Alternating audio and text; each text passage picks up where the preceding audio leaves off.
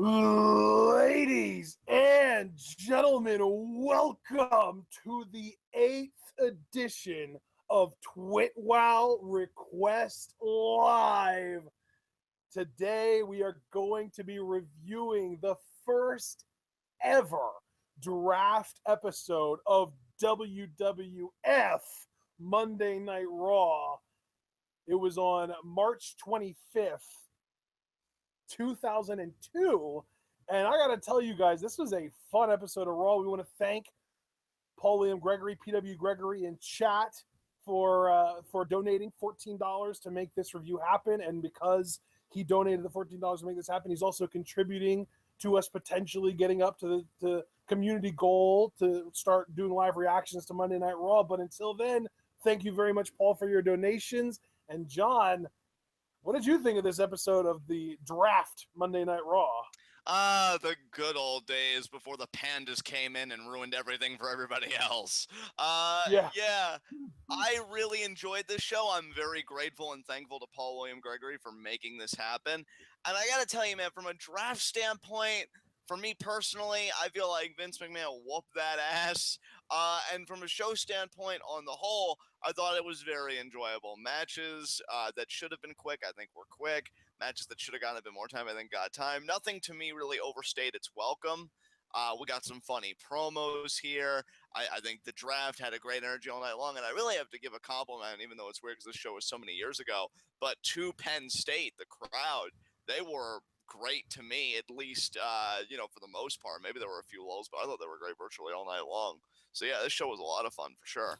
Yeah, man. I don't know if it's the 2 hours or if it's just that it was a better written show. It could be a combination of both, but this show felt very snappy.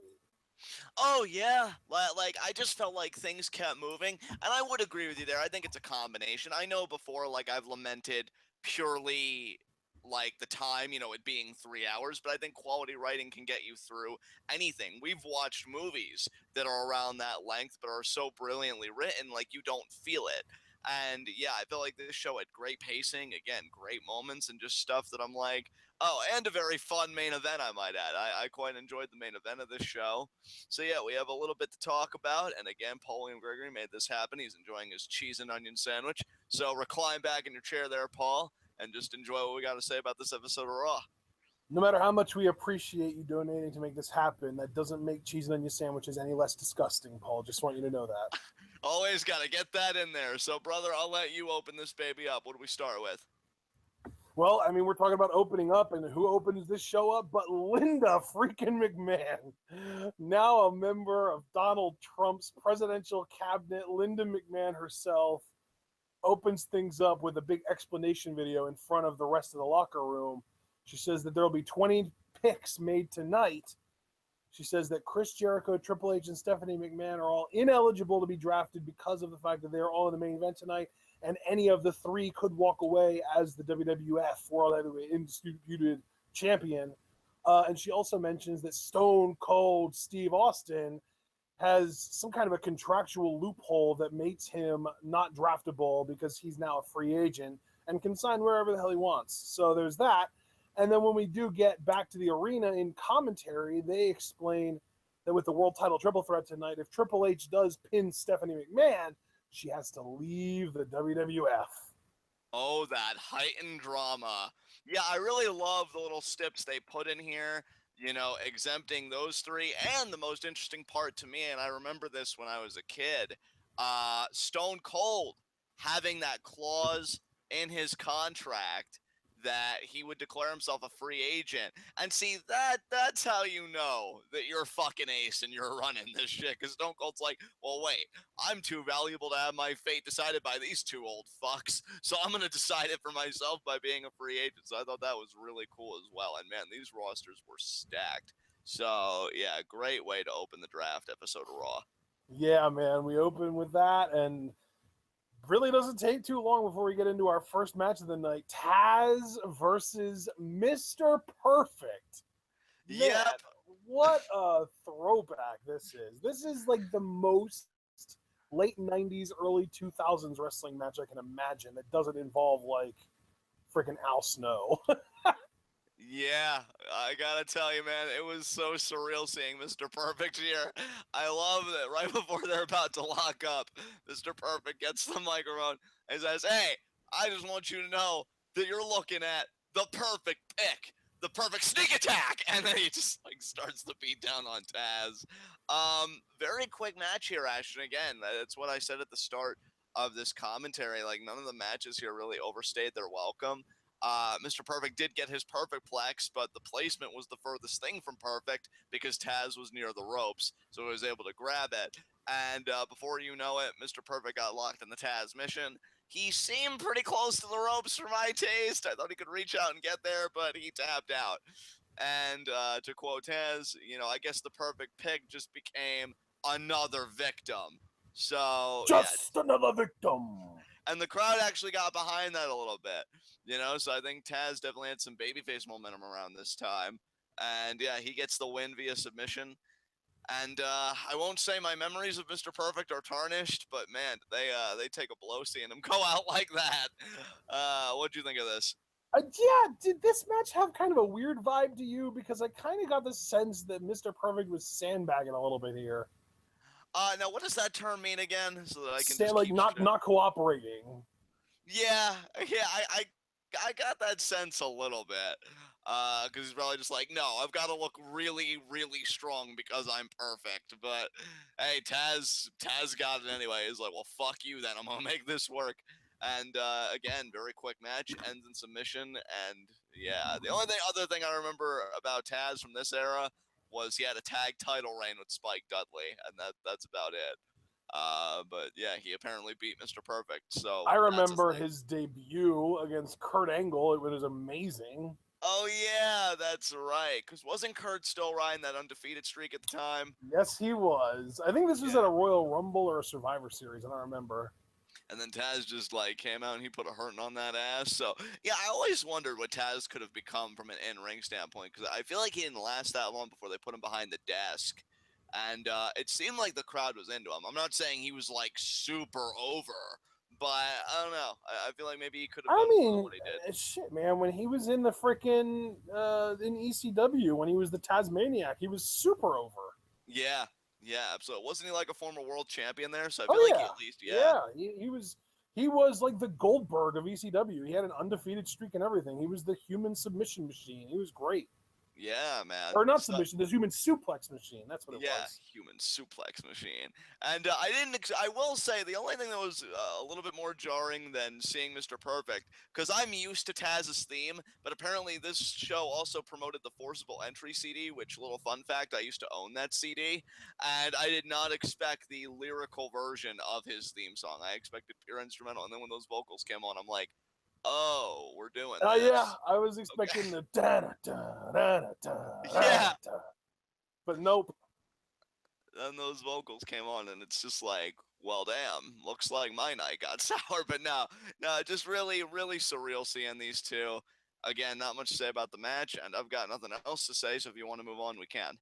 All right. Well, after this match and Taz kind of talking some smack to Mr. Perfect, and yeah, like I said, I felt like I got the weird sense that Mr. Perfect was not in a good mood and didn't want to put Taz over and didn't want to really cooperate, but he still did because he did the perfect flex next to the ropes and he obviously sold and got he submitted and stuff, but it just seemed like he wasn't really into doing business for Taz. It was weird.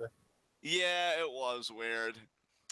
But anyway, then we get to Ric Flair and Arn Anderson, and they're in their war room, which I love because it reminds me of the NFL draft. And they talk about how Vince is unpredictable. We need to have a plan B, C, D, E, and then Flair talks about how he expects the unexpected, and that Vince is in his own war room. And then we go over to him, and he's just all by himself, just Vince McMahon sitting at his desk, looking over his papers, reading his prospect profiles, deciding where he wants to go with his big board. And then he comes out into the arena, and his first draft pick is The Rock. Yeah, what do you think about this draft pick, man? Well, I mean, if Stone Cold, Triple H, Jericho, and Stephanie are all off the table, then The Rock definitely makes more sense than anyone else. Although, I kind of wasn't sure if he would go with The Rock or Undertaker, just because I remember Taker being a SmackDown guy, but if I remember correctly, Taker got traded to SmackDown for like 3 guys after this. Okay, that makes sense. Yeah, I like this pick. I almost kind of chuckled to myself thinking about the logic. Well, if Stone Cold's going to declare himself a free agent, I'm going to pick the guy that's lost to him at every WrestleMania they faced off each other against, The Rock. Yeah, so you just get The Rock. But hey, Rock had a great moment here because he's looking at that announcement like, what the hell is this? Because obviously he hates Vince, being the ultra mega babyface. And so he comes out and he pretty much layeth the smacketh down on that candy ass with the microphone. What'd you think about Rock's promo here? Yeah, I mean, The Rock, I feel like this was him at his peak. Like, this was him at the prime of his powers when he was just untouchable, crowd manipulation out the ass, just able to do whatever the hell he wanted and get away with it. And this really just showed that because, I mean, The Rock comes out, he's angry. You can tell he's angry. And Vince talks about how I've got some new rules for SmackDown, and you're never going to be able to lay a hand on me, and you're not allowed to be talking about turning something sideways and shoving up someone's derriere, and never under any circumstances can you use the phrase, it doesn't matter. And then he brings up The Rock's newfound relationship with Hulk Hogan, and he says, remember, kiddo, I made Hulk Hogan, and I made you. And then Rock gets on, and he says that it was on Monday Night Raw that I won the WWF title. It was on Monday Night Raw that I made the Rock and Sock connection. And it was on Monday Night Raw that I shoved your face straight up Rikishi's ass. And then he talks about how, you didn't make The Rock. I didn't make The Rock. My parents' genitalia didn't even make The Rock. The people made The Rock. And then he gets the we are Penn State thing going on because they are in Penn State. And then he gets the crowd to do the same we are Penn State kind of like rhythm, but with you are an asshole. I love it. And again, kudos to the crowd because they kept that up for virtually every McMahon segment he was out live in front of them. Dude, the crowd was great, but you got to also realize it takes someone great to get a crowd to be that good.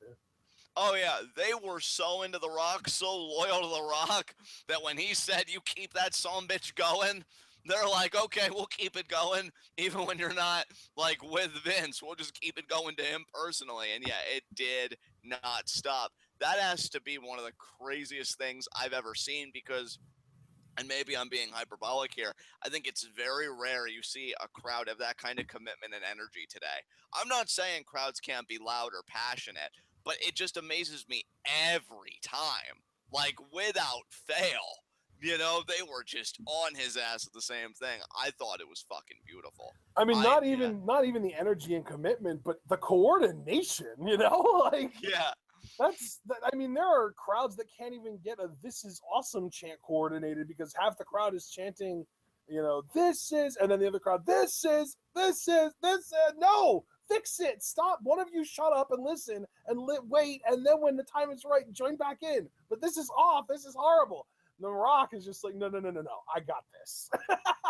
Yeah, exactly. It's almost like they knew. It's like, okay, guys, these orders came straight from The Rock. If we fail him, we have no right to live. You know what, though? It might also be because it was a Penn State crowd, because at Penn State, they do the exact same thing with the "We Are Penn State," and it's the same exact deal where I don't know if they do it based on like shirt color, like if you come there dressed with blue, you do "We Are," if you're white, Penn State, or if they just do like the halves of the crowd like what The Rock did. But regardless, they do the same thing with the "We Are Penn State" chant, and maybe that contributed to them being able to coordinate this chant so well, or maybe it's just because The Rock is a god. I'm thinking it's a little bit of both because, like you said, you have to be insane levels of over to get a crowd to buy into you like what Penn State did. Like, okay, Rock, we got this shit. And Penn State being so used again to that kind of rhythm and all that stuff, being able to catch it quick. And, man, kudos to Vince, too. He sold it well. If it was Stephanie today, she'd probably keep that stiff upper lip. But, I mean, Vince, he let it show that it definitely did bother him throughout the night. So, yeah, everything about this is great. I thoroughly enjoyed this. Yeah, and I also want to add, this was literally 8 days after The Rock basically turned heel in his WrestleMania match with Hulk Hogan. Yeah, yeah. Just amazing that the crowd really loved him. I mean, Toronto was booing him because I feel like that was the site of WrestleMania last year or WrestleMania 18. And then they come to this crowd, Penn State, and it's like, yeah, all the love for The Rock. It's like Rock's just like, balance in the universe has been restored. So yeah, great segment here. Yeah. So then we get Ric Flair out for his pick, and he kind of picks somebody that I don't think anyone was really expecting him to pick. He picks The Undertaker. Yeah, I gotta say, because I know it's the freaking Undertaker. I mean, hell, recently we've still got hashtag thank you Taker things coming in because of his match with Roman Reigns. So I know the Undertaker, was even back then a really big deal. I just don't remember his stock being so high back then because I know he was going through his heel run, but I don't really think he was in like any main event circles or anything. So I was surprised he was the number one pick, especially considering, as Ric Flair himself mentioned, they had just faced each other at WrestleMania 18. So this is a very surprising pick. But I like it, though, because, again, it's just Ric Flair trying to kamikaze all of Vince's hopes and dreams and really get inside his head and mess with him a little bit. So I appreciated this pick for sure. Yeah.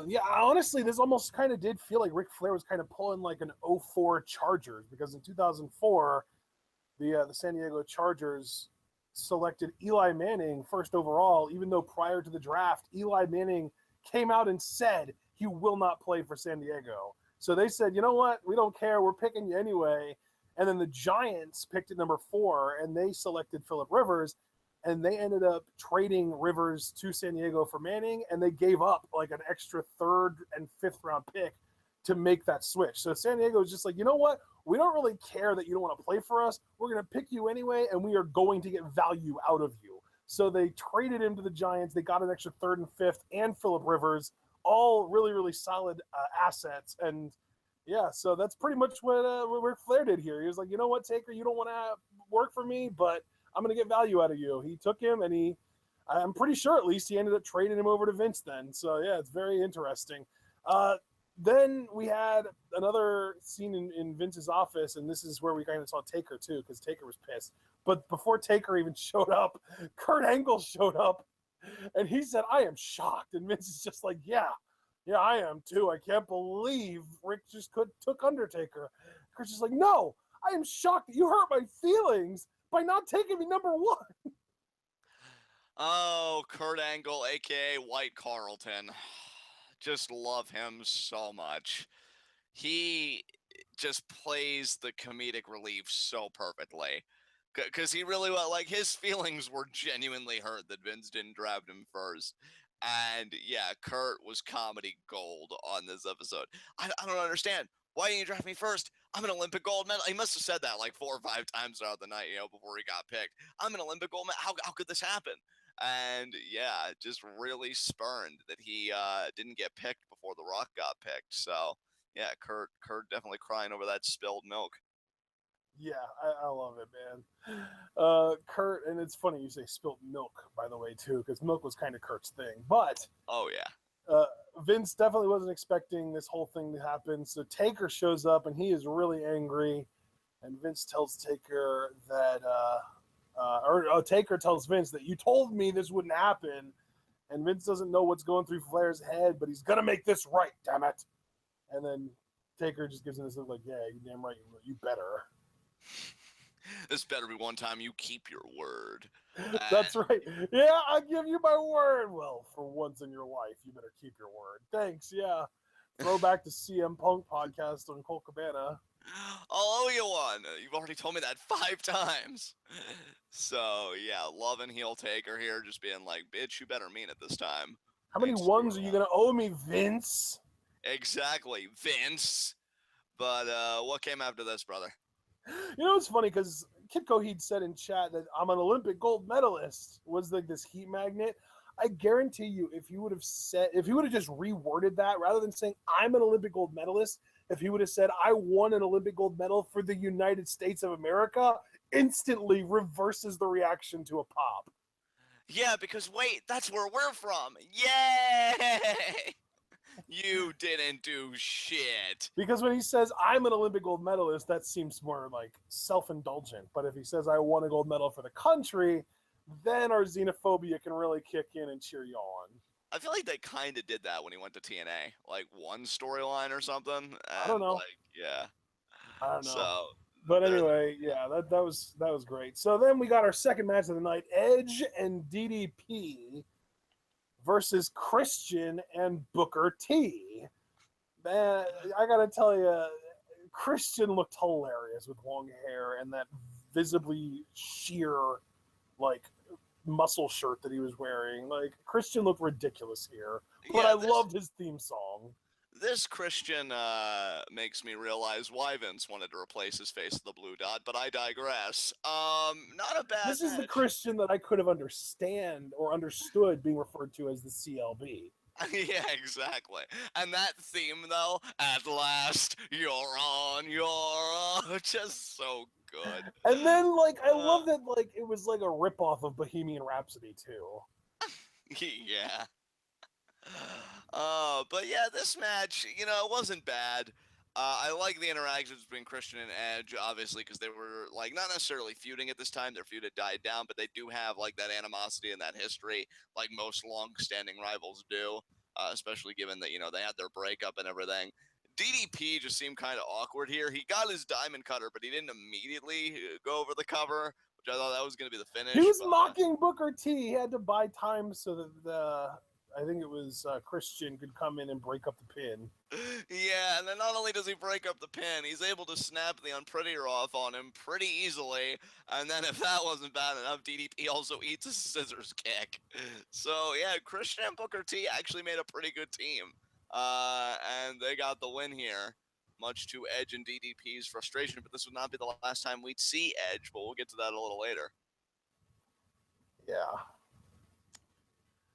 So, any other comments you want to make about this match, or should we move on? This was such an awkward match because DDP, like, he had his moment, he got his diamond cutter in, and then he got bitched out immediately. And, like, it's weird because I don't remember. Here's the thing. When I say I don't remember, you would think I would follow that up with I don't remember something specific, but I just straight up don't remember DDP and WWE past the build-up for him and Taker because of the Stalker thing. Like, that's literally the only thing I remember of his run in WWE. I remember the build-up, I remember the creepy, like, Stalker, like, voyeur footage, and then I remember the big reveal and the promo, but then I remember literally nothing after that with DDP and WWE. All I remember, and see, it's funny because you and I have, like, reverse experiences, because I would learn about the stalking Taker's wife later. My first exposure to DDP's WWF title run was him trying to get Christian, because you remember when Christian used to throw those temper tantrums, either like when he'd lose and he'd do that whole little bit. Like, I have to go and watch it again because his temper tantrums are fucking hilarious. DDP was trying to teach him more or less to, like, find his center and to be calm. And Christian, like, seemed like he was buying into it, but then he turned on DDP, and it was a whole feud revolving around the European Championship. So that was actually my first exposure to DDP's WWF run. And, yeah, he just worked with a complete goof like Christian. And it was hilarious, but yeah, DDP, considering what he did in WCW, which shocked me, I'm like, oh, you did him dirty here. So, yep, heels get the win. And that's not a bad thing. That's a good thing, at least if you're Johnny Scumbag. So, there you go. Of course, because the heels winning is always a good thing when you're Johnny Scumbag. Exactly. So then we cut back to Vince's office, his war room, which, I mean, typically war rooms have better security than this, but Kurt Angle is still in there, and he is just doing a rundown of his resume, talking about how he was this amateur wrestler, and then in 1995 he won a world championship, and then 96 Olympic gold medalist, 2-time WWF champion, and it's just like, okay, fine. I'm just worried now because, we need to kind of fix things. We lost Taker. I wanted Taker, damn it. And then Kurt's just like, well, yeah, but he picked Taker out of a vendetta. You need to pick the next pick based on your shrewdness, your intelligence. And Vince is just like, okay, well, we can agree. I think Kurt actually said we can agree that he's not going to pick the NWO because they're poison and he wouldn't want to poison his brand. And Vince was just like, yeah, you're right. So And then Kurt's just like, well, yeah, you picked me. And Vince is like, okay, fine, yeah, whatever. And yeah, he ends up picking Kurt, and then Kurt hugs Vince and says, I should have been first. So yeah, I love that he gets that in there. I love that before that too, he hugs Vince and he's like, "Oh, thank you, I love you, man." And it's just like, oh, Kurt. Yeah, he was great here. Kurt, the number 2 draft pick, and yeah, I love Kurt at this time. I think it's an excellent choice. And actually, something interesting happened, but we'll get to that a little later. That just kind of made me smile a little bit, but that comes a little bit later in this show. So, any thoughts on Kurt being drafted, the number 2 draft pick? And I mean, it makes all the sense in the world. He's an Olympic gold medalist. Yeah, he did it with a broken freaking neck. That felt good.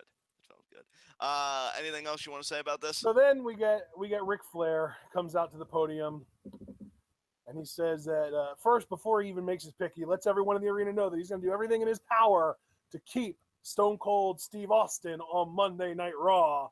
And then his second overall pick, the 4th overall pick in the draft, the NWO.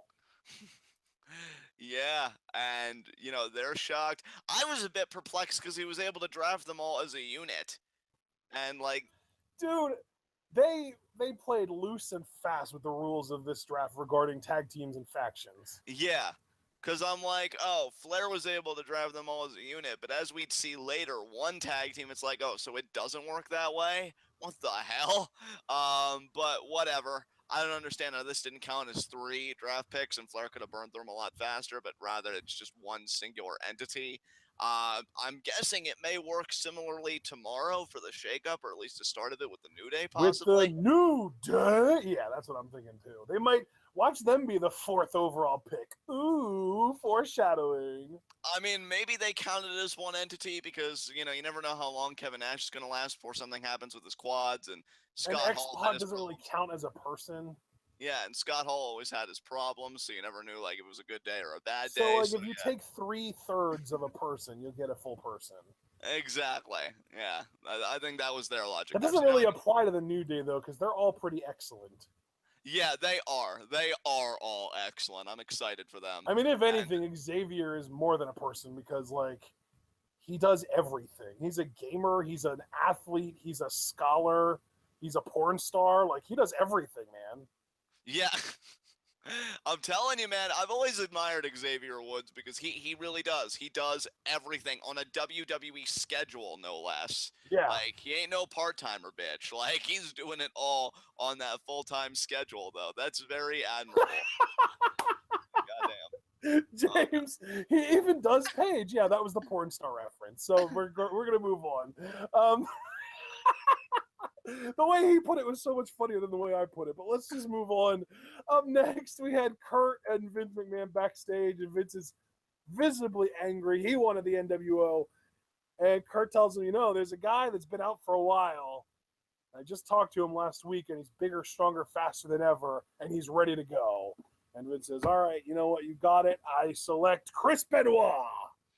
I couldn't help but smile at the poetry of Kurt Angle being the reason that Benoit goes to SmackDown. Like, given their rivalry ended up being a tag team, it makes sense. Well, I mean, that would be later when Stephanie came in, and they still hated each other in that tag team, which is why it's all the more hilarious that Kurt gives him the idea in the first place, because you think with the Kurt character, and he would even say in interviews, like, I forget what parallel he made, but Benoit was, like, his arch nemesis, so you think he'd want SmackDown all to himself, but no, he actually helps Vince out, like, hey, you know what guy's really good? Chris Benoit. And I'm just like, damn, man, that was my original fight forever right there, so that was really cool to see that. Nice. Just awesome. So then we go to Ric Flair in his office/war room, and the NWO is there. And they're basically saying, listen, brother, we only talk to and do what Vince McMahon says, and you can kind of screw off. We're not going to work for you. And Flair says, no, you are working for me. And you know who else is working for me? Someone that you're going to be dealing with a lot directly. My next draft pick is Kane. First reach of the draft, people. First reach of the draft. No, wait, what do you mean by that? Like, elaborate a little bit before I retort. Okay, So in football, a reach in the draft is somebody that would have been available to pick later than where you picked, while better value was still on the board and you should have taken someone better. Okay, yeah, by that definition, I could agree with that. I thought you meant it like more in a negative sense, like Kane was a waste of a pick when he was still actually really good around this time. But No, no, he wasn't a yeah. waste of a pick. It's just, why would you pick him 6th overall when like Hogan is still available and RVD is still available and like I don't know, like Booker T even. I feel like Booker T would have been a better pick than Kane at this point. I don't know. I mean, dude, to me, and nothing against Kane or really any of Flair's draft picks in and of themselves, but I thought his overall draft was trash. Like, I saw no coherence in it. I'm like, what is your plan, dude? Like, what are you doing? Whereas Vince, I felt like he had more of a game plan, at least to me. Well, I mean, But I yeah. feel like Flair, the theme of Flair's draft was guys that Vince would have wanted. So, you know what? It's not that you're wrong. It's just that I disagree with Flair's notion just in general. I don't think that's how you should build a brand. But it's all kayfabe and meaningless, so why am I getting worked up? But yeah, Kane got picked. NWO storms out angrily. Kane. So, you know, they're pissed about it. And yeah, that pretty much was the segment. So, anything you want to add? I don't think I have anything else to add. So he picks Kane, and then up next we had our third match of the night: Trish Stratus versus Ivory. And you know, 2002, man, less than a minute into this match, and we got "We Want Puppies" chants. Oh boy. Yeah, not really much to say about the match either. I mean, Trish's stock to me was on the rise. She had already been a former women's champion at this point, so it's not like she was even like that rising star. She was relatively established. Ivory, of course, was established because I feel like she was with the company like mid to late 90s, so she already had quite a few years under her belt.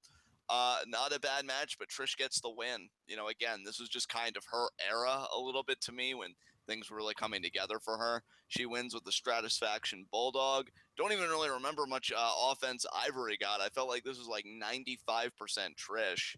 And yeah, she gets the victory. What do you think about this? Yeah, I mean, this. I honestly felt kind of bad for Ivory in this because Trish was so clearly green and Ivory was so clearly the workhorse here. Yeah, definitely. Man, like it's one of those things where when you really try and be objective and not allow like recency bias or like nostalgia bias to cloud your mind, you realize that Trish Stratus was pretty much the Nikki Bella of her time.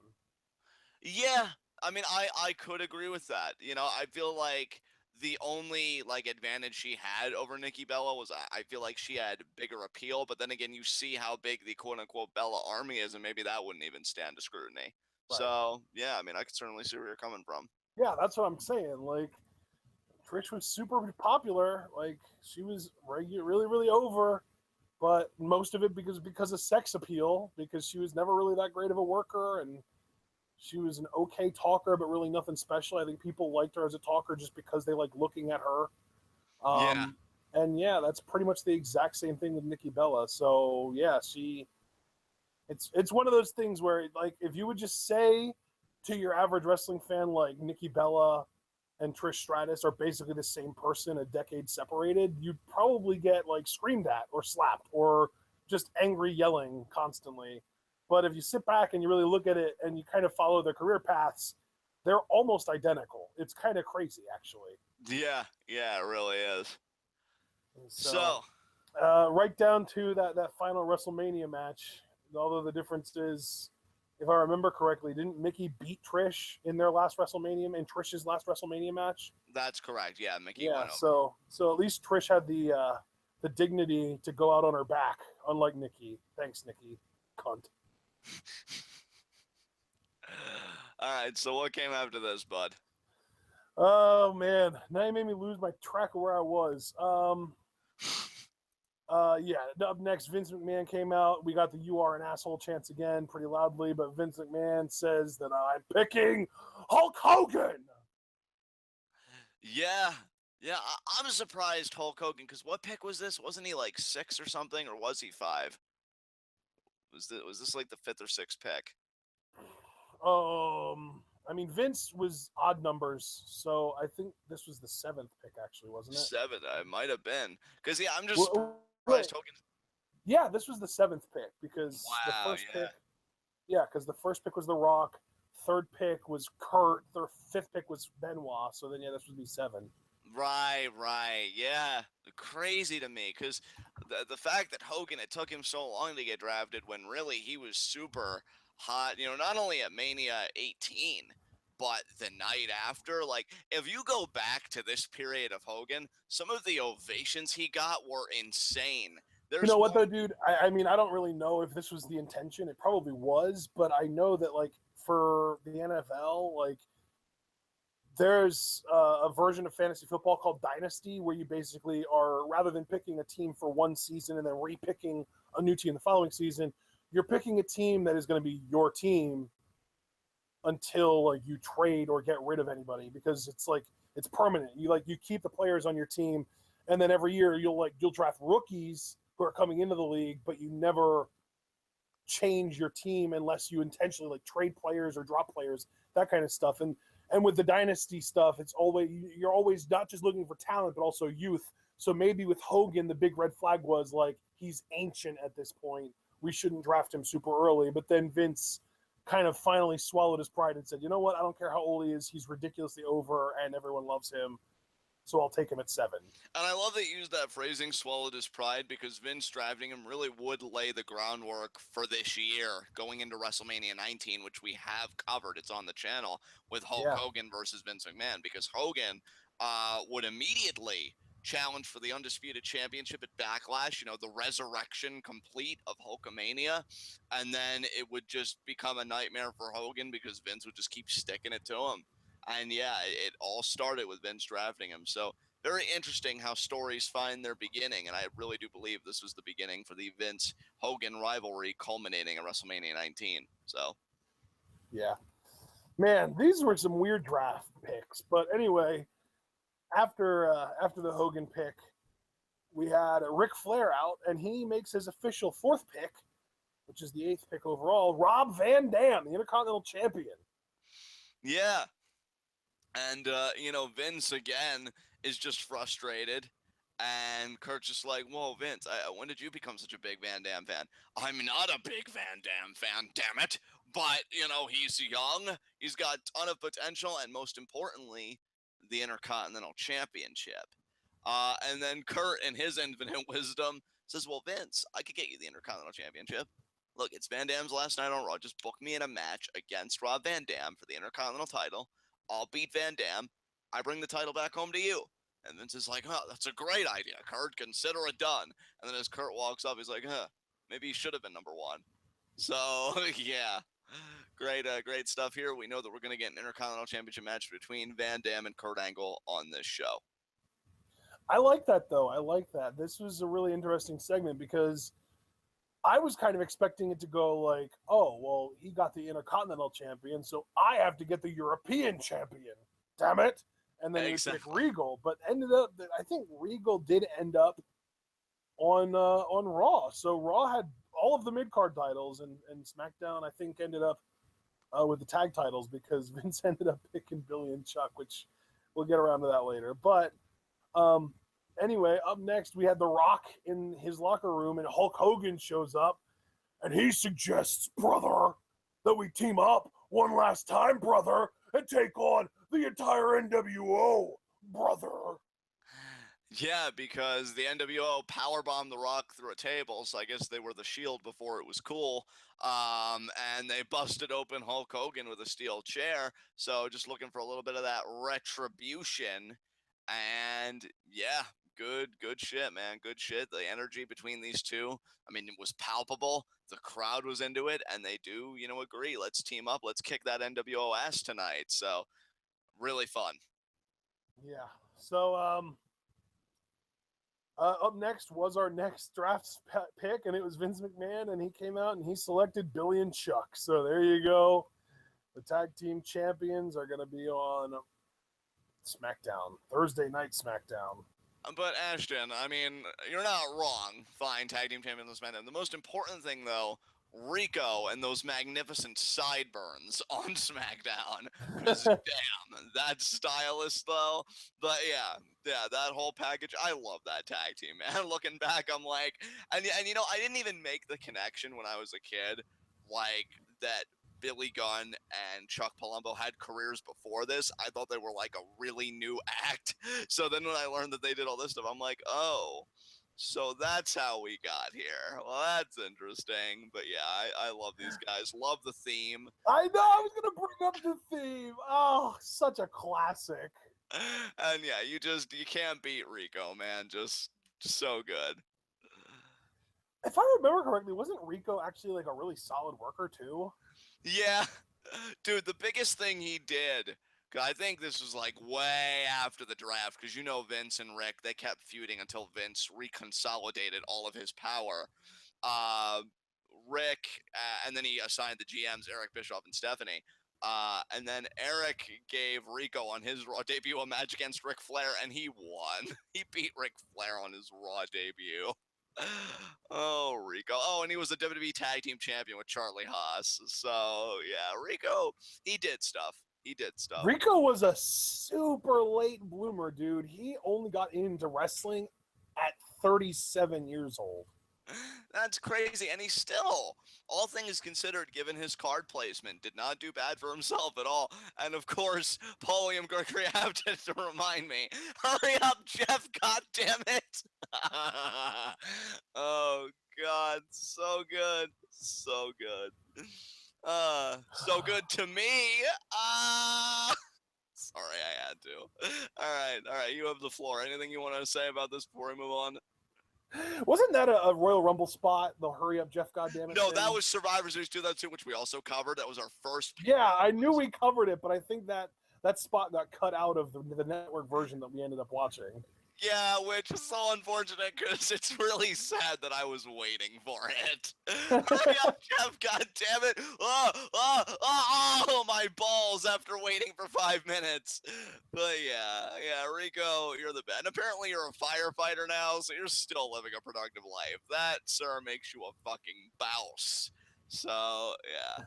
We can apparently he's been having health issues over the last couple of years, though, or last year. Oh, that's sad. I hope he'll be okay. Yeah. I'm just looking on his Wikipedia page, and it's like law enforcement career. Oh, in August 2005, he completed his law enforcement training in Boulder City, Nevada at the top of his class. He was a sergeant inspector for the Nevada Taxi Cab Authority. And then right under that, it says health.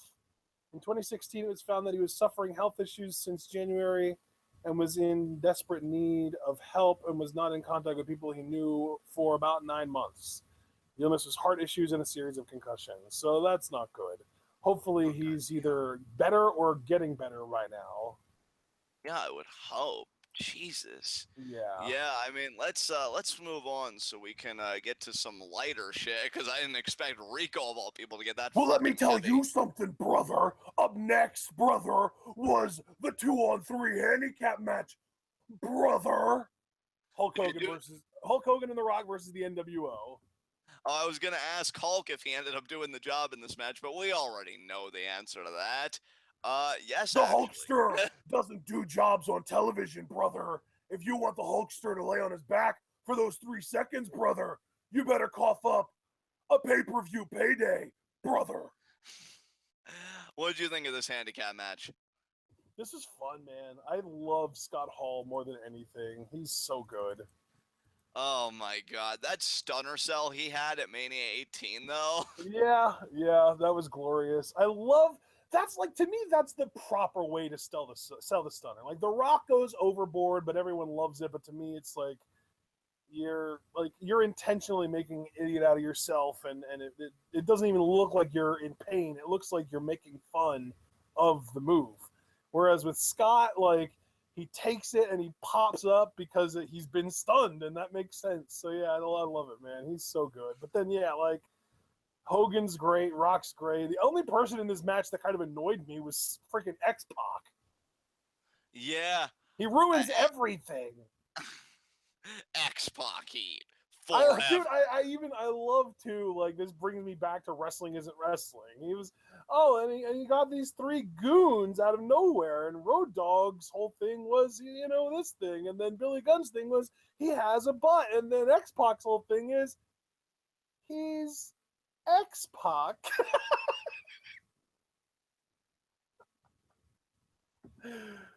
Are you still there, friend? I can't hear you anymore. Oh, Jesus Christ.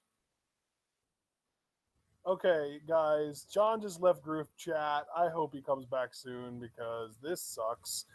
But you know what? I'm not going to stall. I'm just going to move on. Yeah, we had this whole 2-on-3 handicap match, Rock and Hogan versus the NWO. Rock and Hogan at one point had this great spot where The Rock hit a rock bottom. I don't remember who was on. And then Hogan came in and did a leg drop, went for the pinfall. Rock did the sharpshooter. And I was thinking we were about to get like a submission 3-count spot simultaneously. And then X-Pac comes in and ruins it, like he ruins everything, like I was saying. So, yeah, X-Pac screws that up. But then eventually Kane's music hits. He comes out and he just wrecks everyone in the NWO, destroys them. But because of that, he does end up getting the freaking Hogan and The Rock disqualified. So we got a disqualification. NWO ended up technically winning, but Rock, Hogan, and Kane stand tall. And yeah, I'm Road Dogg. I spelled my name. Yeah, that was that whole thing. Yeah, guys, X-Pac, he is real. It literally burned John's circuits. I don't know what the hell happened to him. Hopefully he'll be back. Oh, there he is. Can you hear me? Can I hear you? What's up, John? Dude, I have no idea what the hell just happened. It's like you were talking, right? And you were about to do the whole thing, like what X-Pac was, like what his whole thing was in wrestling isn't wrestling. And then the call just stopped suddenly because it said the connection was lost. So it wasn't a power thing or anything on my end. It's just, yeah, Google Hangouts, I guess, had a hiccup. I have no idea what happened. But I'm back now, so. Yeah, relax, guys. I turned his mic down. Yeah, but anyway, I went through the whole NWO versus Hogan Rock thing, and I was just saying about how Rock, Hogan, and Kane stood tall at the end. Okay, yeah, not a bad match. Got to see Kevin Nash eat a rock bottom in this one. I found that interesting. And then the whole thing broke down in chaos. And then, yeah, I guess it did all get tied back to, Ric Flair saying that Kane was more or less going to be like the enforcer, keeping the NWO in check. And he certainly did here. And I think it wasn't too long after this, we get a rematch, like 6-man tag. And then Kane has that funny, like, backstage segment with Hogan and Rock. So, yeah, we would see a little bit more from these guys after this. But on this night, the NWO emerged victorious. Yeah, the NWO technically wins via disqualification, but then we get this kind of weird segment where it was like backstage, and it's like they were just trying to save time at this point. So Ric Flair was like, "My next pick, I'm taking a Booker T," and then Vince said, "Fine, I'll take Edge," and Ric's just like, "You know what? I'm taking the Big Show." And Vince is like, "Oh, you like big guys, huh? Let me tell you about my big guy, Rikishi." Okay, yeah, I don't know why. I cut out Google Hangouts. I don't know what the hell is going on, but you talked about how Rikishi got drafted by Vince, correct? Yeah, well, it was Booker T by Flair, then Vince took Edge, then Ric Flair took Big Show, and in response to Ric Flair taking Big Show, Vince took Rikishi. Yeah, I apologize about this, guys. I swear to you, I'm not doing anything. I don't even know what's happening. But yeah, it was interesting seeing these guys go back and forth. This is a very informal approach to the draft, in my opinion. And yeah, I love Ric Flair's little burn at the end. Good. Maybe we'll get to see him, sit his ass on your face again, more or less. And yeah, Vince shoved Rick. And he's clearly cracking, and Arn and Rick even agree on that. Like, oh, he's cracking. We got him now. So yeah, this shit was hilarious. Yeah, because Vince shoved Rick into Arn. So yeah. Oh man, yeah, this was a fun episode. So then we got our 5th match of the night, and this was weird but still entertaining. Jeff Hardy versus Billy, aka Billy Gunn, aka the Dolph Ziggler of 15 years ago. Yeah, not a bad match. Relatively quick. Again, like I felt like a lot of these matches, save for the main event, were pretty quick matches, but it didn't mean it wasn't entertaining. I love that Rico at one point goes for one of the tag titles. I guess he's trying to cause a distraction, and Lita comes off the apron and gets a Hurricane Rana on Rico. You know, He it was deserved so. it. He had it coming. He did have it coming, I agree. And also, you want to talk about nostalgia and those waves of like, oh man, what time period am I in? Seeing Team Extreme come out as a trio, man, dude, I'm like, that's a mind fuck given where all three of them are now in their lives. But yeah, really cool to see them all together as a unit. And Jeff Hardy gets the win. So I don't know what the Hardys did after this. I'm assuming they continue to feud with Billy and Chuck for the tag titles, but give credit to Lita for the assist. Team Extreme gets the W here. Yeah. So then Ric Flair has kind of a really weird decision here. He decides he wants to draft the Dudley Boys, and he's going to start that by picking Bubba Ray Dudley. Because that doesn't leave this wide open to get destroyed by Vince, which then, of course, happens. Vince takes Devon. Yeah, I mean, God, again, like you said earlier, playing fast and loose with the rules. What the hell was this? Why couldn't you just take them as a team? I mean, at least, with the whole logic with Vince, Billy and Chuck, because they were the tag champions. I get that. Still don't get the freaking NWO thing, all kidding aside. And then this happens. And then, yeah, Bubba and Devon, I remember seeing this too. I'm like, oh no, not the Dudleys. You can't separate these guys. It turns out you could actually, and one would actually be moderately successful. And the other one, well, I mean, Reverend Devon. Make of that what you will. I actually. Hey man, at least give him credit for bringing Batista in, right? Yeah, Deacon Batista. Oh my God. Oh, the nostalgia right now. But yeah, Dudleys get separated. You know, it's kind of funny because the week prior to this, I believe, was Randy Orton's first show on the main roster. I think he was at a WrestleMania X8 Access show on the main roster, and then I think his like official television debut was like a month later on April 25th or something like that. Okay. Well, that's very interesting. I'm sure Cliff's very happy to know that. Yeah, so we've got Randy Orton debuting a month after this, and Devon being drafted over to SmackDown to create the Deacon character, and then to create the Reverend Devon character, and then we would get Deacon Batista. Early signs of evolution, everybody. Yeah. And evolution is a mystery. I love that theme song so much, with like so much, and then Triple H has his freaking game theme song that he came out to later too, and just damn, they're great. I love Motorhead and Rip Lemmy. Absolutely, amen to that, brother. But what came after that? Rikishi comes out because he's supposed to be in a match with William Regal for the European Championship, but he gets destroyed by Brock Lesnar. Yo, say what you will about Brock, and I certainly have, but holy fuck is this man a beast, or should I say, especially around this time, a freaking beast. I honestly don't remember him F5ing Rikishi, although I should, because he pretty much F5'd all the big men around this time, and seeing him get Rikishi up on his shoulders and deliver a picture-perfect F5, which I think you have to credit both guys for that, but definitely Brock for the power end of it. I mean, what, again, just a freakish fucking athlete. And yeah, this is when I feel like he was only in the company like, what, a few weeks, maybe a month at this time. It wasn't very long, because we all talk about the meteoric rise he had at the top. And yeah, just laid Rikishi to waste. And it was so impressive that Vince and Rick would end up fighting over him. I think a segment later, isn't that right? Well, the first thing that happened was a Jazz promo. She basically just says like she can't wait to see all of these WWF divas being drafted to shows, because whether it's Trish Stratus or Lita, she wants to mess up some of their pretty faces, and people call her a bitch, but she'll be the only bitch showing up on both shows as the women's champion. Yeah, I like Jazz's intensity here. And yeah, I really appreciate it, because she was the women's champion. So she's like, it doesn't matter. I'll mess everyone up. And I'm like, yeah, you know what, Jazz? I see you. You do you. So that was pretty cool. Yeah. I don't remember who was the first person Brock attacked. Wasn't it Ric Flair actually? Was Because it? yeah, it might have been Ric Flair.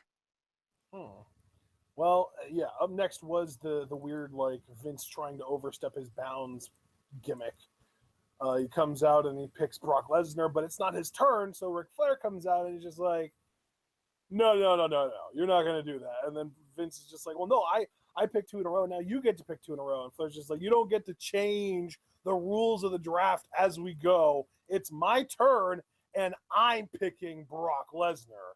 And Vince is just like, all right, fine, damn it. You're picking a young athlete with an amazing strength, so I'll pick someone who's really strong too. Mark Henry, damn it.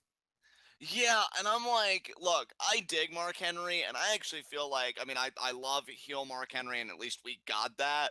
But I feel like they should have tapped into that a lot sooner. Even around this point would have been great. And that's why I almost kind of corpsed a little bit when they're like, oh, yeah, a lot of potential there. Yeah, potential you would never use, you dicks. So I didn't get that at all. Oh, I'll counter Brock. I'll pick Mark Henry. Cue crickets chirping, and yeah, way to really firebag, Vince. Good on All you. I can say about Vince's picking Mark Henry is dot, dot, dot. Which it didn't have to be, man. It didn't have to be. They fucked it up. But yeah, Vince got Mark Henry, and then with Ric Flair's last pick, because this was his last pick at this point, right? No, he ended up also picking William Regal. Oh, that's right. And dude, I thought this was hilarious because William Regal actually seemed upset. Like he wanted to work for Vince, and I'm like, wow, he must really like the taste of that ass because he was the first inductee in the Kiss My Ass Club, and yet you want to work for him? Okay, William, nice Stockholm syndrome you got going on there. But yeah, William Regal goes to Raw, and yeah, what did you think of this pick? Well, I mean, it's smart because you got the European Championship and the Intercontinental Championship on your show at the same time. Not to mention, you got the Undertaker, and that's a nice trade token if he doesn't want to work for you. So, I mean, yeah, whether there's continuity or any kind of cohesion to Ric Flair's draft, he probably has the better draft as far as value goes. Yeah, I will give you that. I will give you that. He did get the 2 mid-card champions. I mean, dude, he Um, got the 2 mid card champions. He got Kane and Undertaker. He got the whole NWO. He got Booker T. He got Big Show and Brock Lesnar. He got the more talented of the 2 Dudley boys, and he got the best female on the roster, which was his next pick after Vince decided he wanted the hardcore division on SmackDown and took Maven. yeah, and those fucking eyebrows though. Like, I'm sorry, but when we cut to Maven, I'm like, oh, you forgot the recording for Sesame Street is that way. Cause goddamn, that Muppet ass motherfucker right there. I'm like, what the hell? Get a tweezer on those bitches. Oh Goddamn. my But, god. but I can't tell if you're being racist or not right now. I mean, I'm probably straddling the line, admittedly, but it's not a race thing. It is an eyebrow thing, seriously. Like, I'd say that about anybody with eyebrows that fucking thick. I swear somebody in chat has got to back me up, because it can't be just me. It can't be. But yeah, Maven gets drafted, which, hey, cool for him. I liked how they used Maven around this time, because they had to make the first ever Tough Enough winner seem like something, right? So, yeah. But you know when it really got cringe? Wasn't even Maven's eyebrows, though that was close. It was Vince really belittling Rick's last pick in Lita. Ooh. What'd you think about this? Typical Vince. This is how he probably still thinks, but the women are draws now, so he can't be this not anti-Semitic, this misogynist on TV anymore. But yeah, this is Vince. I mean, this doesn't surprise me at all.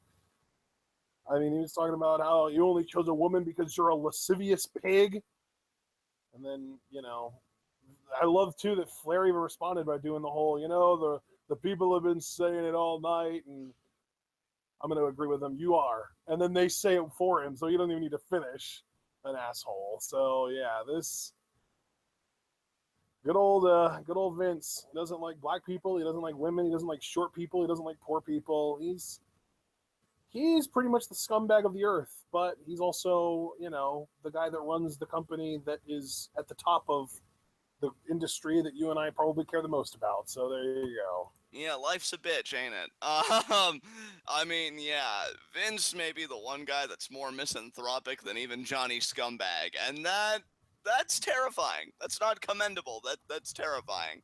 Yeah, I really cringed so hard with Vince's explanation.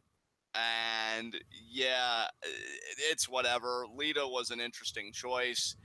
It's weird that I like it, man. I mean, frankly, I think it would have been even smarter to draft Jazz because then all of the other women would want to be on Raw to go after the championship. Oh, I think it's a smart choice. It's just, again, playing fast and loose with the rules because, then Matt and Jeff are left without her. And I guess they were part of the .com lottery, which, we don't know how that went. But yeah, just really cool that Flair got Lita so she could focus on her singles career. And Vince just has to go and be a prick about it. So there you go. Must be a day that ends in Y, eh? So, yeah. Okay, so now that the draft portion of the night is over, we can get to our basically double main event, kind of, sort of. Because the first thing that happens after this whole thing with the final few draft picks coming in is match number 6, Kurt Angle versus RVD for the Intercontinental Championship. And this, like 6 minutes tops. It was a relatively short match because it ended in DQ.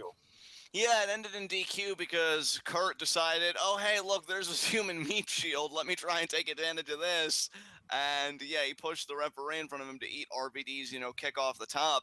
But what Kurt forgot was that referees have free will and they don't have to take that shit. I mean, yeah, let me ask, was Kurt technically the winner or the loser of this match? Because he pulled the ref, so he should have been disqualified, but the ref might have disqualified RVD for being the one that kicked him. I feel like he disqualified Kurt. That was my assumption. I could be wrong about that, though. Either way, Kurt, this is why you were pick number 2 and not number 1. Like, goddamn, man. Way to shit the bed when Vince is really counting on you. But, yeah, relatively short match. It's a shame, too, because I was really into these guys around this time, and I felt like they were, at such a state in terms of their ability and then their capabilities. They could have had a really solid IC championship match. But, of course, we had other priorities such as God, which we'll get to. Or really the mistress of God, because first we have the Michael Cole interview catching up with Stephanie McMahon backstage. But before we even did get to that, let's talk about the post-match when Edge shows up randomly and beats the hell out of Kurt Angle. Yeah, beats the hell out of Kurt Angle.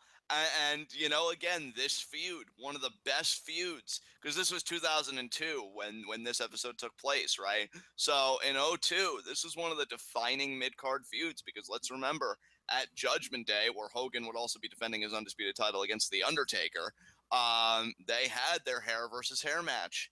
So yeah, this feud really escalated, and this is just another notch in that feud. And Edge ultimately... Yeah. Oh yeah, and Edge beat Kurt and shaved Kurt bald, and that's the look that Kurt's had ever since. Yep. And Edge did get the upper hand here. Kurt didn't make it easy for him. I loved his leap to escape Edge's spear. But then the angle slam got countered.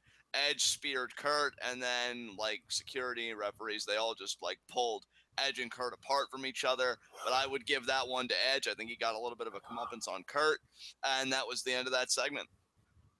Yeah, that was cool, man. I thought it was cool that they were already starting to kind of build Edge a little bit. And then I think it was when Austin and Rock left. That was when Vince, full bore, pulled the trigger on building Edge, Cena, Batista, and Orton.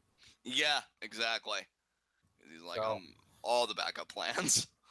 Yeah. So then, and actually that was around the time Lesnar left too. And that was when he was just like, you know what, screw this. I'm giving it to these four guys that have been loyal and with me from day one. But anyway, then we did get the interview backstage with Stephanie McMahon, Michael Cole catching up to her. It's just like, oh, what are you going to do out there? If Triple H pins you, you have to leave. And she's just like, I'm not worried about that. Because what people should be worried about is me becoming the first ever female WWF Undisputed Champion. I would be more worried about that fact if we got the Stephanie of today in this match rather than the $1 Billion Princess. Because, yeah, in that case, the whole match would have just been Stephanie going back and forth, slapping everybody involved. But she actually does get a slap here, but we'll get to that in a second. She cuts that promo. She's all confident. And then after that, right, we get introductions for this undisputed championship match, correct? What was that, John? I said after this promo, we get our introductions for our Undisputed Championship match, correct? Oh, yeah. We had Steph come out first, then Jericho, and then, of course, because he is God. Yep. Triple H coming out last to Motorhead. Yeah. Play the game. With both of my belts, because it was only a matter of time, you know, undisputed champion, rocking all that gold. Match itself, though, was pretty fun. I like the dynamic of Stephanie being in there and her and Jericho having a very, like, fragile alliance out of their hatred for Triple H, also their lust for gold. Um, you know, some funny spots here, you know, with Stephanie and Triple H interacting. There's one point where he, like, catapults Jericho into Stephanie, which Stephanie was kind of moronic here. Like, you're standing in that corner while Triple H is clearly on the offensive. She's like those people in like sci-fi movies that you know should know better when they're on a foreign planet or dealing with a foreign entity, but they do the stupidest shit. That kind of reminded me of Stephanie here, because she's like, oh, well, it seems like he's got Jericho in a catapult position. What's he doing? And then, wouldn't you know it, Jericho gets catapulted into Stephanie, and then her head lands squarely on Jericho's balls, so he's going to have to get a Z-Pack for those later. And yeah, just comedic stuff like that. I enjoyed it. I thought it was a fun match overall. What did you think about this?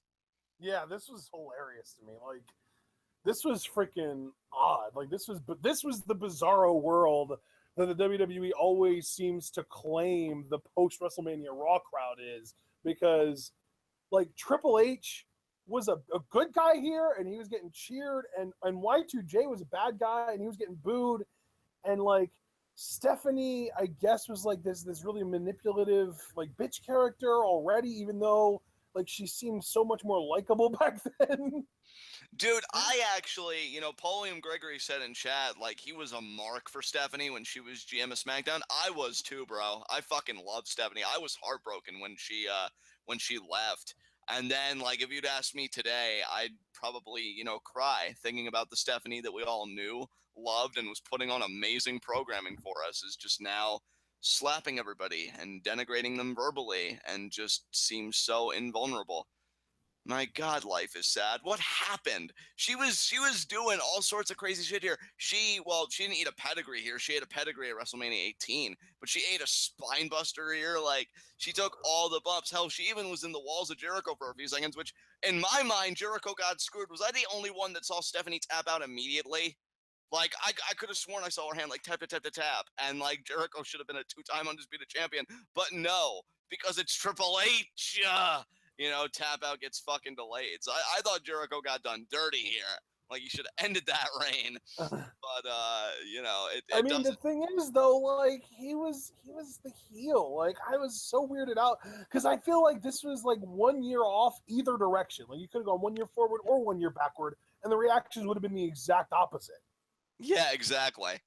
And This is like this weird awkward phase where Triple H was a good guy, and it was messing me up, man. It was messing everybody up, which thankfully is why it was short-lived. And I take great pleasure in knowing that Triple H, you know, he came back, he got the titles, he's like, all is right in the world. My quad's healed and I'm in charge again. Only for his title reign to get enveloped by a bigger ego, Hulk fucking Hogan.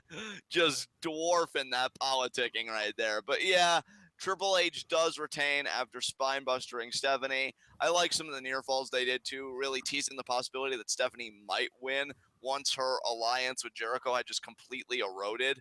But Triple H does get the pin on Stephanie. And Stephanie's stupid too. Like, I already mentioned that once with like just standing in the corner like, hey, what are these guys doing? But even though like you want to be undisputed champion, if he would have just pinned Jericho, which he was about to do, Stephanie would have still been on Raw. Like, she wouldn't have gone anywhere. But no, she just had to be a badass and, like, break up the pin, only to get spine-busted and pinned. So not only does he retain anyway, but now you've lost your job. Way to go there, Steph. Way to go. Dude, she didn't care. She's the boss's daughter. She's not losing her job. She's just taking a temporary leave of absence.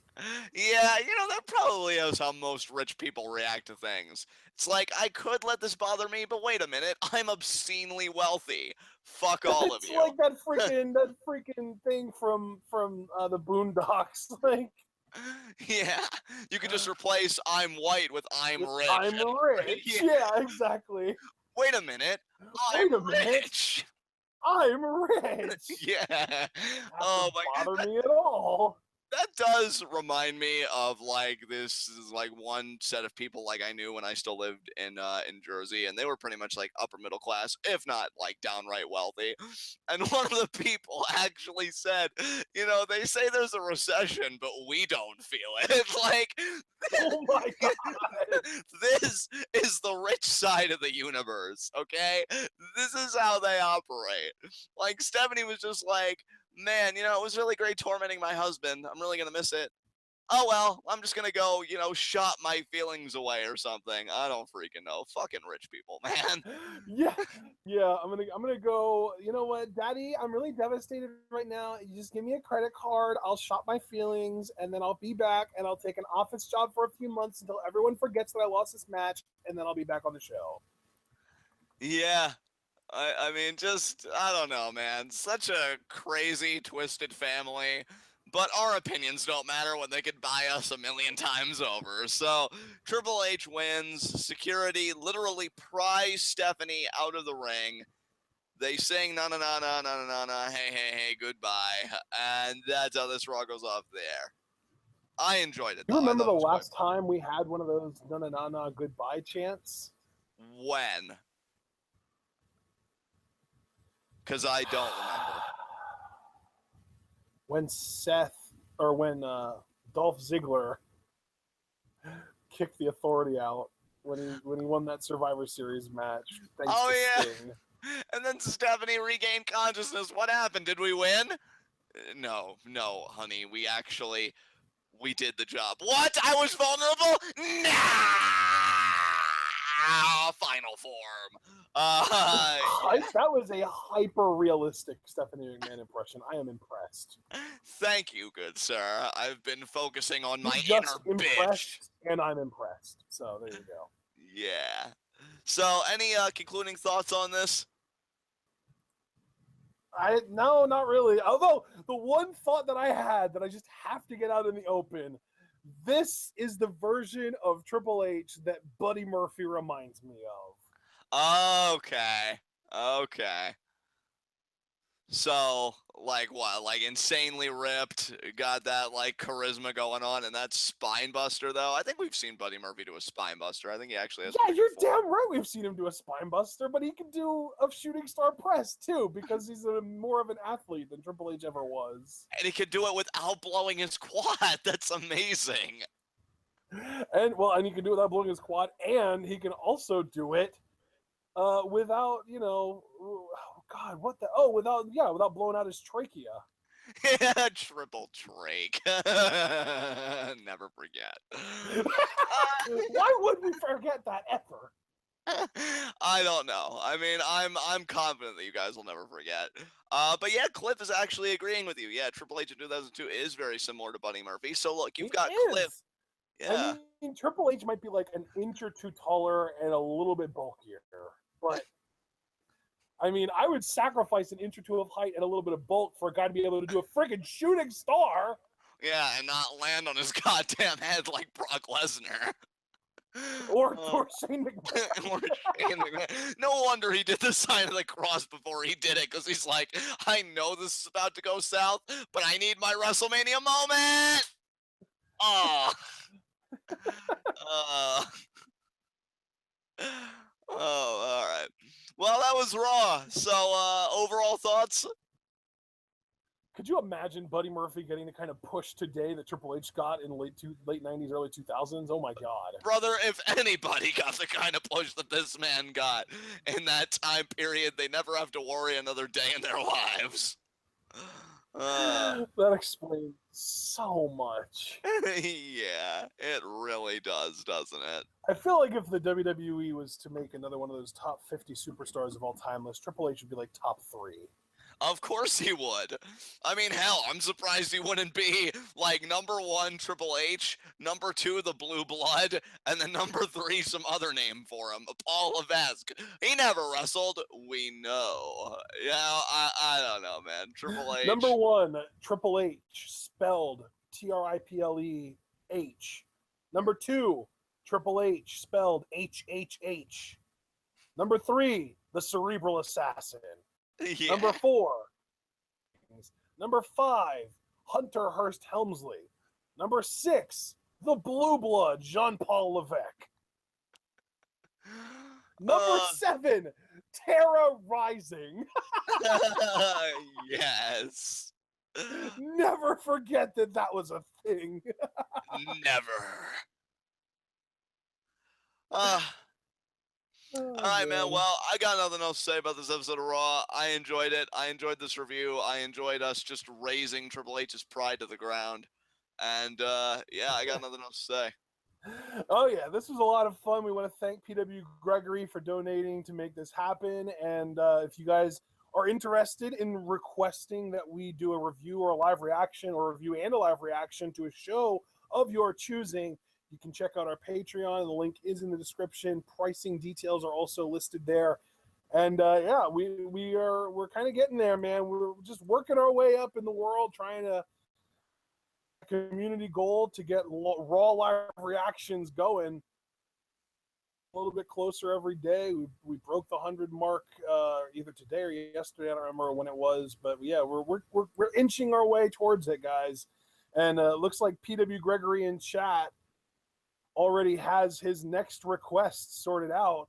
And Javaris Carter requested a live reaction to a couple PWG shows, but I know for a fact that one of those PWG shows is available. So do we want to schedule that right now, or do we want to kind of hold off and figure out a date after this whole like next few days of craziness is over? I'm good with either, man. I mean, you know, we've come up with stuff on the spot before, and if you have a date in mind, you can, you know, tell me right here, and I'll probably co-sign onto it. Or if you want the craziness to die down, I'm cool with that too, because, I mean, Paul William Gregory was right. TWitWoW Mania, at least in his mind, is never going to be over. So, yeah, I'm going to leave that ball in your court, because you know me, man. I'm hyper flexible. I'm cool with whatever. All right, I'll tell you guys what. We are going to kind of talk it out. And tomorrow afternoon, we're going to be already doing live reactions to New Japan Sakura Genesis. Just happened earlier today / last night, however you want to look at it. And then, of course, we will also be live reacting to tomorrow night's episode of Monday Night Raw, because it is the Superstar Shakeup, a.k.a. the Draft. I don't know why the hell they changed that. But then Tuesday, we're live reacting to SmackDown. Wednesday, Lucha Rewatch. No NXT review, but we're not going to do anything at 8 o'clock because, you know, people will probably want to watch NXT rather than showing up here for something completely unrelated to NXT. So our next available day is Thursday, but we've worked for like the last 7 Thursdays. So, John, do you want to do Thursday or Friday or Sunday, or do you want to wait until next week to do the PWG 3 Mendes 4 live reactions? You know what? Normally I would say let's do it this Thursday, but we've been coming out with a lot of content lately. Yeah. I think maybe we should give that a little bit of a chance to breathe. So next Thursday, I mean, that seems agreeable to me. So yeah, I guess we could do that for sure. All right, there you go, Javaris. Next Thursday, April 20th, is going to be our live reaction to PWG 3 Mendes 4. Or not 3 Mendes, Mystery Vortex 4. That's what it is. That was my mistake. So we will see you guys tomorrow afternoon for our New Japan Sakura Genesis live reactions. We're getting the big one, guys. Shibata versus Okada. World title. This should be very interesting. And I already kind of ran down the rest of the schedule. So we'll see you guys all tomorrow afternoon for that show. Stay tuned.